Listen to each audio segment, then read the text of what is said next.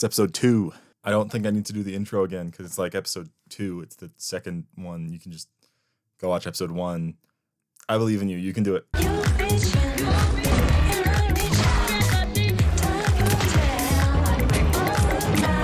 Alan Wake is a video game series which features such things as the deepest, most profound piece of writing you'll ever hear that sums up hundreds of hours of discussions on the nature of art, right alongside using Omegaverse fanfiction to stack 2 crossbows on top of each other, right alongside the most traumatizing character death in literally all of video games. I still have flashbacks to this, and then less than 5 minutes later, it plays this song.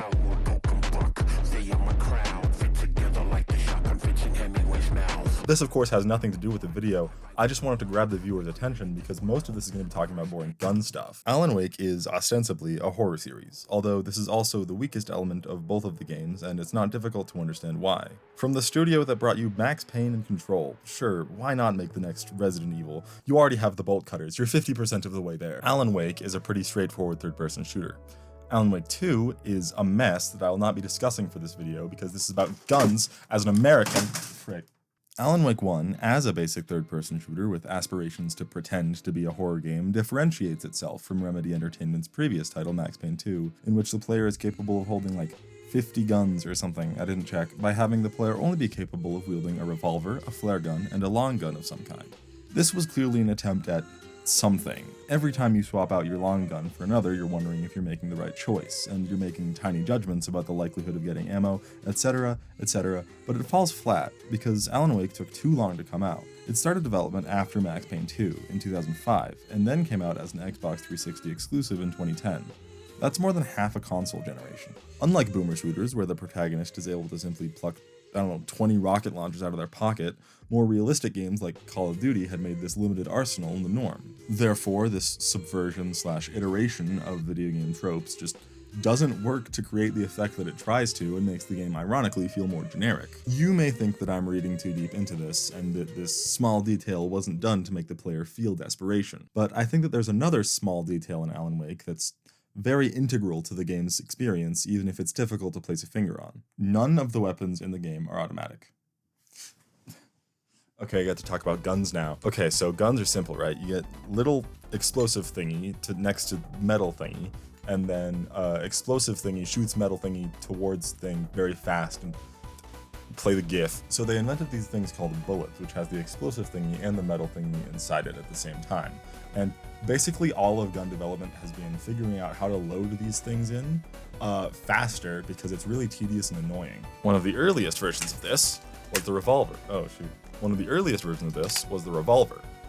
This is a fake revolver, so it doesn't really work to help explain it as well. Okay, so the revolver. You put bullets into the cylinder, and then each time you want to change into a new bullet, you pull back the hammer to rotate the cylinder to the next one in rotation. This is a single action revolver. You have to manually pull the hammer back to rotate the cylinder and to punch the bullet so hard that the explodey bit kills people. There are also double action revolvers, which pull the hammer back and rotate the cylinder simultaneously. Through magic or whatever, I don't know, guns are really cool. In addition to single and double action, there are also many other kinds of guns. For instance, there's also bolt action, where each round is loaded individually by ejecting the previous shell as it is emptied and then pumping in a new one.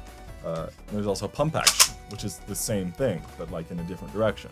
On top of that, there's also break action, where the entire gun opens to load more rounds manually.